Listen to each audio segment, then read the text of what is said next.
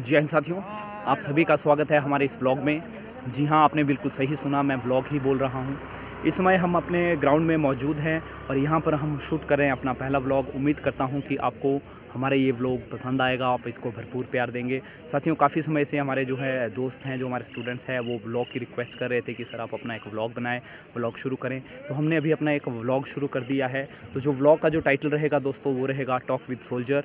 तो इस समय सुबह के बज चुके हैं, हमारे 7:30 हो चुके हैं और आप पीछे देख भी सकते हैं कि जो बच्चे हैं हमारे, वो आने वाली भर्ती की तैयारियां कर रहे हैं, तैयारियां जोरों पर चल रही है। तो टॉक विद सोल्जर नामक का जो हमारा व्लॉग रहेगा, ये इसका टाइटल रहेगा। इसमें हम बात करेंगे हमारे जितने भी आज से पहले जितने भी हमारे स्टूडेंट्स हैं, जो हमारे टच में हैं और वर्तमान में वो भारतीय सेना में जो है कार्यरत हैं, भारतीय सेना में जो है अपनी सेवाएँ दे रहे हैं, उन्हीं से हम बात करेंगे, शेयर करेंगे उनका एक्सपीरियंस। क्योंकि हर एक सोल्जर के पीछे छुपी होती है एक कहानी। तो इस ब्लॉग के माध्यम से हम कोशिश करेंगे कि उसी कहानी को आपके सामने लेके आएँ और जितने भी हमारे युवा साथी वर्तमान में सेना भर्ती की तैयारियां कर रहे हैं, उनसे काफ़ी इंस्पिरेशन मिले, काफ़ी सीखने को मिले। वो भी इन कहानियों से जो वो गलतियां करते हैं, उन गलतियों को सुधारे। तो चलिए दोस्तों, अभी हम अपना व्लॉग शुरू करते हैं। तो हम यहाँ पर मिलते हैं जितने भी जो भी हमारे यहाँ पर आज सोल्जर आए हैं, जो छुट्टी आए हैं अभी। तो आप पीछे देख सकते हैं कि अभी वार्म अप चला है बच्चों का।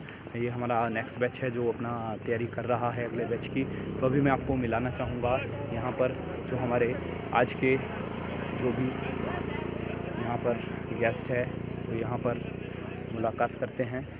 तो यहाँ पर हमारे साथ हैं, तो मैं आपको मिलाना चाहूँगा अनमोल नायक, जो भी भारतीय सेना में कार्यरत है। हेलो गाइस कह रहे हैं अनमोल। तो अनमोल, मैं सबसे पहले ये आपसे जानना चाहूँगा कि आपको अब तक सर्विस में कितना समय हो चुका है? मैं इंडियन आर्मी में एनरोल हुआ 2018 में, तो अभी तक मुझे 3 साल हो गए। अच्छा, अभी तक इनका जो है 3 साल का एक्सपीरियंस सेना में रहा है। जी। तो अनमोल जी की अगर मैं बात करूं तो ये जो है एक स्पोर्ट्समैन भी है, वॉलीबॉल ये खेलते हैं, नेशनल के खिलाड़ी भी हैं वॉलीबॉल के, इन्होंने काफ़ी अच्छे एक खिलाड़ी ये रहे हैं। तो अनमोल, मैं इस व्लॉग के माध्यम से आपकी, जैसे हमारा मानना है कि हर सोल्जर के पीछे एक कहानी रहती है, कोई ना कोई एक कहानी रहती है, कोई ना कोई उसका मकसद रहता है जिस वजह से वो भारतीय सेना में चयनित होता है या होने की कोशिश करता है। तो ये क्या आप अपने बारे में कुछ यहाँ बताना चाहेंगे कि क्या आपका मोटिवेशन आपको कहाँ से मिला, क्या आपका मोटिवेशन रहा? शुरू में जब मैं इस ग्राउंड में आता था पैरामाउंट एकेडमी, तो कुछ टाइम ऐसा होता है सभी के लाइफ में कि हाँ, एक टाइम होता है चुनने का कि आपको क्या करना है, क्या नहीं करना है, या फिर एक टाइम होता है कि आपको अब आपको रुक जाना है या फिर करते रहना है। जी। तो वैसे एक टाइम आया था। तो ये 2017-18 के बीच की बात है। तो मुझे यहाँ पे आके मतलब 2 या 3 महीने हो गए। फिर उसके बाद जब मैंने यहाँ पे रनिंग शुरू की, तो शुरू में जब एक किसी भी काम को आप शुरू करते हैं तो इसका एक फ़र्स्ट टाइम होता है, बिल्कुल, टाइम लगता है उस चीज़ को पूरा करने के लिए। बिल्कुल।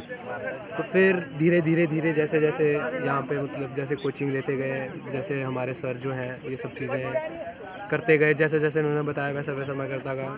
फिर जब हमारी पहली बार जब हमारी आर्मी रैली थी, तो उसमें इतना अच्छा नहीं कर पाए थे हम। जी, वो इनका बोलने का मतलब है कि जो इनकी पहली आर्मी की जो भर्ती थी उसमें ये अपना बेस्ट नहीं दे पाए, लेकिन इन्होंने हार नहीं मानी। बहुत सारे साथी हमारे ऐसे होते हैं जो अपनी पहली भर्ती देखते हैं, उसके बाद उनका ग्राउंड नहीं निकलता है, किसी वजह से कई बार हो जाता है क्योंकि भीड़ में हमें दौड़ना पड़ता है, तो वो हिम्मत हार जाते हैं और अपना सपना छोड़ देते हैं, उसको पूरा करने की कोशिश नहीं करते हैं। लेकिन अनमोल ने हार नहीं मानी और रिजल्ट ये हुआ, वर्तमान में भारतीय सेना में चयनित हैं और अपनी सेवाएँ दे रहे हैं। क्या आप मैसेज देना चाहेंगे अपने युवा साथियों को कि किस तरीके से वो तैयारी करें, क्या उनका मोटिवेशन होना चाहिए, इसके बारे में? जिद नहीं छोड़नी है बस। जी, अनमोल जी का कहना है कि आपने ज़िद्दी बनना है। हम भी आपको बार बार बोलते हैं कि आपने जिगरा रखना है। जिसने जिद छोड़ दी, जिसने ये छोड़ दिया भर्ती में, वो खड़ा है वहाँ से गो होने वाले, उसने सोच लिया भाई आज नहीं दौड़ पाऊंगा, तो उसका नहीं होगा, चाहे उसकी वो 4:40 या 5 मिनट टाइमिंग ही क्यों ना देता हो। मेंटल मोटिवेशन बहुत ज़रूरी है। जी, मेंटल मोटिवेशन बहुत ज़रूरी है। इसके अलावा अनमोल कुछ और? बस आपकी पढ़ाई तो ज़रूरी है, लेकिन एक जो सेल्फ मोटिवेशन जो है बंदे की, वो होनी चाहिए बंदे में। तो औरों को देख के खुद को चेंज करना वो नहीं होनी चाहिए। मेंटलिटी पॉजिटिव रखोगे, सब कुछ हो जाएगा। तो देखिए दोस्तों, अगर मैं एक युवा की बात करूं, जब वो भर्ती होने के लिए जाता है तो उसकी उम्र महज 17.5 से 21 साल की रहती है। 21 साल के बाद वो ओवरेज हो जाता है, ठीक है। तो यदि वो अपने एक्सपीरियंस से सीखने लगे, उसने 2-3 बार का एक्सपीरियंस लिया, जब तक वो सीखेगा तब तक वो ओवरेज हो जाएगा। तो आप कोशिश करें, जितने भी आपके बड़े भाई हैं जो सेना में भर्ती हुए हैं, जैसे अनमोल है, ये भी आपका बड़ा भाई है, सेना में भर्ती है, सेना में चयनित है। अभी 3 साल की इसकी सर्विस हो चुकी है जैसा कि इन्होंने बताया। तो ये बता रहे हैं कि आपने बिल्कुल कंटिन्यू अपनी तैयारी रखनी है, ज़िद्दी आपने बनना है। अगर आपने ज़िद्द छोड़ दी तो आप ये भूल जाएँ कि भविष्य में कभी आप वर्दी पहन पाएंगे। और यदि आप सच में वो सपना देखते हैं सेना में जाने का तो आपको ज़िद्दी बनना है, कड़ी मेहनत करनी है, वही आपका बेड़ा पार लगाएगी और वही आपको सेना में चयनित करवाएगी। तो आर्मी का सफ़र आपका 3 साल कैसे रही है? बहुत ज़्यादा सही, लेकिन हमारे यहाँ पे एक मिथ ही बोल सकते हैं इसे कि जैसे +2 हुई तो फिर आर्मी, लेकिन लैक ऑफ एजुकेशन ही बोल सकते हैं हम बंदों को, क्योंकि पता नहीं होता है या उन चूज़ नहीं कर पाते हैं वो चीज़। वो सिर्फ एक ट्रेड चूज़ करते हैं GD, जो कि मेरे हिसाब से सही नहीं है। GD एक ऐसा प्लेटफॉर्म है जहाँ पे सब कुछ चीज़ें करना पड़ती है, लेकिन अगर आप एक ग्रेजुएशन कर रहे हो या कुछ कर रहे हो तो आप आर्मी के अंदर बहुत से अलग से ट्रेड में जा सकते हो। अनमोल का कहना है कि आपका अपनी जो कैपेबिलिटी के अनुसार आपको अपना ट्रेड सेलेक्ट करना चाहिए। आपको ये नहीं होना चाहिए कि मेरी +2 हो गई मैं GD की ही भर्ती में जाऊँ। यदि आप में कैपेबिलिटीज़ हैं, आपको लगता है कि आप कमीशन फाइट कर सकते हैं तो डायरेक्ट आप कमीशन फाइट करके NDA फाइट करें, आप डायरेक्ट जो है ऑफिसर रैंक पे CDS हो जो भी है। सकते हैं। हाँ, जो भी आप में कैपेबिलिटी है, जो भी आप कर सकते हैं आफ्टर ग्रेजुएशन। ऐसा नहीं है कि आप 21 साल के हो गए, आप ओवरेज हो गए। यदि आप ग्रेजुएट हैं, आपको लगता है कि आप कॉम्पीट कर सकते हैं तो आप जो है आगे जो ऑफिसर जो रैंक के जो टेस्ट रहते हैं उसके लिए भी अपना प्रिपेयर कर सकते हैं। और फिजिकल फिटनेस भी आपको, इनका कहना है कि फिजिकल फिटनेस भी आपको साथ में रखनी पड़ेगी। ऐसा नहीं है कि आप किताबी कीड़े बन गए कि मैंने NDA निकालना है, रिटर्न तो निकाल लेंगे लेकिन जो आगे फिर जो रहता है प्रोसेस उसमें आप बाहर हो जाएंगे। इसीलिए आपको बैलेंस बना के रखना है, चाहे वो रिटर्न की बात हो गई चाहे वो फिजिकल। ठीक है जी, अनमोल को एक बार फिर से बहुत बहुत शुभकामनाएं हमारे साथ यहाँ जुड़ने के लिए। मैं उनका बहुत बहुत धन्यवाद देना चाहूँगा। तो युवाओं को इन्होंने अपना मैसेज दे दिया है कि अपनी ज़िद मत छोड़े, अपने हार ना माने, आगे बढ़ते रहें, सफलता एक ना एक दिन आपके कदम जरूर चूमेगी। तो अभी यहाँ पर हमारे एक और साथी हैं जो भी हाल ही में अपनी ट्रेनिंग पूरी करने के दौरान अपनी पहली छुट्टियाँ हैं, तो हम उन्हीं से भी मुलाकात करते हैं। Thank you Anmol. जी सर। चलिए, तो हमारे यहाँ पर जो अगले जो हमारे फौजी यहाँ पर हैं उनको मैं बुलाना चाहूँगा, जिनका नाम है इनको तो वैसे हम ग्राउंड में सैनिक के नाम से ही जानते थे। जब रिटर्न में मुलाकात हुई तब पता चला कि इनका पूरा नाम क्या है। अरुण सैनी। हाँ जी, अरुण सैनी इनका नाम है। और ये अभी 2019 जो हमारी ARO मंडी की भर्ती है उसी में इनका जो है सेना में चयन हुआ था। तो मैं चाहूँगा कि अरुण सैनी से कुछ मैं यहाँ पूछना चाहूँगा कि वो अपने साथियों को क्या मैसेज देना चाहते हैं, क्योंकि मैं फिर से रिपीट कर रहा हूँ कि हर एक सैनिक के पीछे छुपी होती है एक कहानी। तो यहाँ हम उसी कहानी को जानेंगे कि क्या कहानी इनके पीछे रही, कहाँ से इनको मोटिवेशन मिला, तो क्या इनका सेना के बारे में इनकी क्या राय है और क्या ये अपने युवा भाइयों को क्या ये संदेश देना चाहते हैं। तो चलिए अरुण सैनी जी, तो आप बताएं कि आपकी जो भर्ती हुई थी वो किस वर्ष हुई थी और कितना आपको समय हो गया फौज में? 2019 में इनका भर्ती हुआ था। और अभी शायद मुझे लगता है कि अपना ज्वाइनिंग करने के बाद आपका पहली छुट्टी आप आए हैं। जैसे रंगरूटी के बाद जो आप पहली छुट्टी आए उसके बाद आपकी पहली छुट्टी है ना अपनी इस पे ज्वाइन करने के बाद। जैसे इनका ट्रेनिंग पूरा हुआ उसके बाद ये छुट्टी आए थे, उसके बाद जब ये अपनी पोस्ट पे गए उसके बाद वहाँ से ये पहली छुट्टी आए हैं। पहली छुट्टी, हाँ, पोस्टिंग से इनकी पहली छुट्टी है। जी, तो अरुण सैनी जी, सबसे पहले तो मैं आपका से ये जानना चाहूँगा कि जो बच्चे ग्राउंड की तैयारी कर रहे हैं उनको आप क्या मैसेज देना चाहेंगे। और यहाँ आप देख सकते हैं कि हमारा जो है बैच पीछे दौड़ चुका है और पूरी मेहनत के साथ जो है बच्चे यहाँ पे दौड़ रहे हैं, अपना पूरा बेस्ट देने की कोशिश कर रहे हैं। तो अरुण जी से मैं जानना चाहूँगा कि जो उन्होंने जो ग्राउंड की तैयारी की, ठीक है जी, तो किस तरीके से उनकी तैयारी रही और क्या उनका ग्राउंड में परफॉर्मेंस था। उसके बाद फिर हम उनसे रिटर्न के बारे में जानेंगे कि किस तरीके का उनका रिटर्न का परफॉर्मेंस था। बचपन से इच्छा थी आर्मी में जाने की जी, फिर +2 के बाद ग्राउंड में आया। जब पहली भर्ती हुई तो उस टाइम ग्राउंड क्लियर नहीं हुआ था। अच्छा, अरुण सैनी जी का कहना है कि इनकी इच्छा बचपन से ही थी और मैंने बहुत सारे बच्चों का ये देखा है जिनकी इच्छा बचपन से ही होती है सेना में जाने की। तो अरुण जी ने कहा कि पहली भर्ती मैंने देखी, इनका ग्राउंड क्लियर नहीं हुआ, उसके बाद ये यहाँ हमारे पास आए, उसमें उनकी शायद सेकंड भर्ती थी आपकी।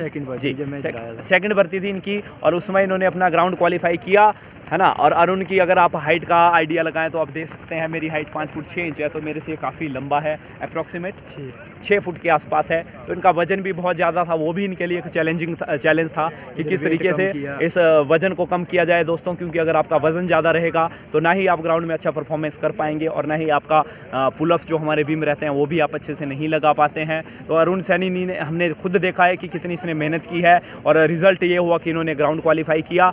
ग्राउंड इनका शायद गुड में क्वालिफाई था जहाँ तक मुझे ध्यान रहता है। और मैं जैसा मैं बोल रहा हूँ कि इनके बिम में भी दिक्कत आती थी लेकिन हार नहीं मानी, बात वही है कि आपने हार नहीं माननी है। ग्राउंड में इन्होंने स्कोर किए 69 मार्क्स। अब हमारे पास बहुत सारे स्टूडेंट ऐसे हैं जो भी रिटर्न की तैयारी कर रहे हैं और वो बोलते हैं सर हमसे नहीं हो पाएगा, हमारे सिर्फ 69 मार्क्स है, मैं अगली भर्ती की तैयारी कर लेता हूँ। तो आप देख सकते हैं आपके साथ इंस्पिरेशन हमारे साथ यहाँ पर मौजूद है। 69 मार्क्स थे, फिर भी इन्होंने ओपन भर्ती में अपनी सीट पक्की की, ठीक है। और नतीजा ये हुआ कि आज ये सेना की वर्दी पहन के जो है पोस्टों पे ड्यूटी करते हैं। तो कैसा लगता है आपको और क्या आप कहना चाहेंगे अपने भाइयों को?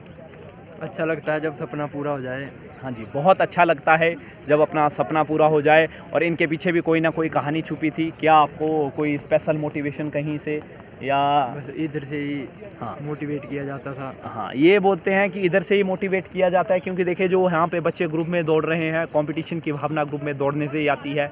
डेली आपको वही माहौल मिलेगा। हार नहीं माननी चाहिए कभी। जी, हार नहीं माननी चाहिए, सबसे बड़ी बात, अपने आप सबसे से इम्पोर्टेंट जिद बात करो। जो इन्होंने कही, अपने आप से जिद करो। जो हमारे जो पहले फौजी भाई थे उन्होंने भी यही कहा कि जिद्दी बनना है। अगर आपके पास जिद है, आप जिद्दी हैं, तभी आप ग्राउंड निकाल पाएंगे। यदि आपने हार मान ली, मान लो आप भर्ती में दौड़ रहे हैं, लास्ट लाइन में आपका नंबर आ गया, आपने बोल दिया कि अब नहीं होगा, तो आपका होगा। तो देखिए अरुण जी का कहना है कि वो भी बिल्कुल लास्ट लाइन में थे, फिर भी इन्होंने ग्राउंड निकाला, 69 मार्क्स स्कोर किए। लेकिन अगर मैं रिटर्न की बात करूं तो अरुण जी आपने कितने अप्रॉक्सीमेट क्वेश्चन आपने किए होंगे 50 में से? 48 क्वेश्चन। हाँ, 48 क्वेश्चन अरुण जी ठीक मतलब अटेम्प्ट करके आए थे। हो सकता है उनमें से 1-2 गलत भी हो, लेकिन इन्होंने हार नहीं मानी। तो मेरा मैसेज उन लोगों के लिए जो रिटर्न की तैयारी कर रहे हैं और जिनके मार्क्स 88 से कम है। बहुत लोगों के मन में ये वहम रहता है कि मेरे जी 88 से कम है, मेरे 70 है, मेरे 71 है, मेरे 69 है, मैं कैसे निकालूंगा, मैं क्या करूंगा। तो यहाँ आपके सामने सबसे बड़ा एग्जाम्पल हमारे साथ है, जिसने 69 मार्क्स लेके भी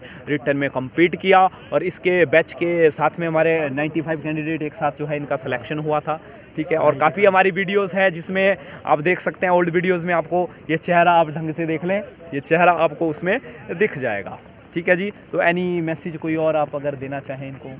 बस क्या मेहनत करें? करते रहो, हो जाएगा बस सब ही कुछ। जितने भी हमारे फौजी भाई आते हैं उनका एक ही कहना है कि आप मेहनत करते रहें। अगर आप मेहनत से आपने पीछा छुड़ाने की कोशिश की तो एक ही दिन ये वर्दी आपसे पीछा छुड़ा लेगी और आप धीरे धीरे भर्ती के लिए ओवरेज हो जाएंगे। और आपने यही करना है दोस्तों, जो आपके बड़े भाई हैं जो सेना में हैं उन्हीं से आपने सीखना है, क्योंकि यदि आप अपने एक्सपीरियंस से सीखने लगेंगे तो जब तक सीखेंगे तब तक ओवरेज हो जाएंगे। मैं बार बार ये कहता हूँ। तो बहुत बहुत धन्यवाद आपका हमारे साथ जुड़ने के लिए अरुण सैनी जी, थैंक यू, धन्यवाद। तो देखिए दोस्तों, अरुण जी ने अपने विचार आपके सामने रख दिए हैं। तो अभी आप मानना आपने ये है कि आपने मेहनत करते रहना है। जितने भी हमारे फौजी साथी आते हैं उनका सबसे बड़ा इंस्पिरेशन यही रहता है कि आपने मोटिवेट रहना है, खुद को फिजिकली और मेंटली तैयार करना है, अपने गोल को सामने लेकर चलना है। तो अभी मैं एक बार फिर से आपको बता देता हूं कि ये देखिए जो हमारा बैच है वो पीछे अपना रनिंग कर रहा है, अपने रूट के हिसाब से ये चले हैं।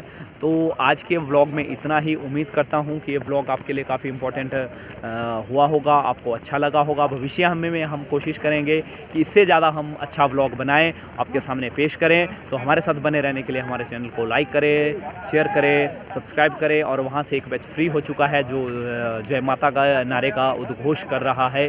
थैंक यू, जय हिंद, जय भारत। मिलेंगे अगले ब्लॉग में, तब तक के लिए bye bye, tata, take care.